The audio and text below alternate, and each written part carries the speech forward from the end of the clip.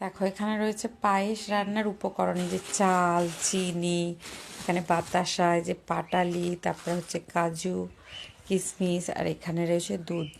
প্রত্যেক বছর জন্মদিনের দিন আমার মাই পায়েসটা করে, বারণ করলেও শোনে না।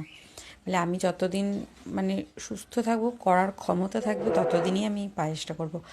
আর এটা হচ্ছে, এই পায়েসটা যেহেতু শীতকালে হয়, পৌষ পার্বণের একদম কাছাকাছি, তাই প্রত্যেককে মানে আমাদের আশেপাশে যারা আছে তাদের প্রত্যেককে দেয়া হয়, প্রত্যেক বাড়িতে।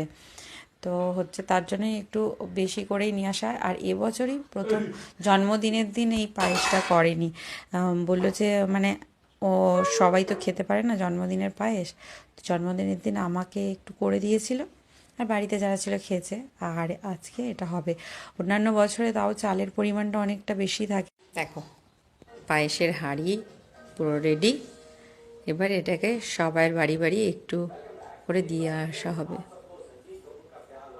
পায়েসটা সত্যি অসাধারণ হয়, মা এটা নিজের হাতে করে।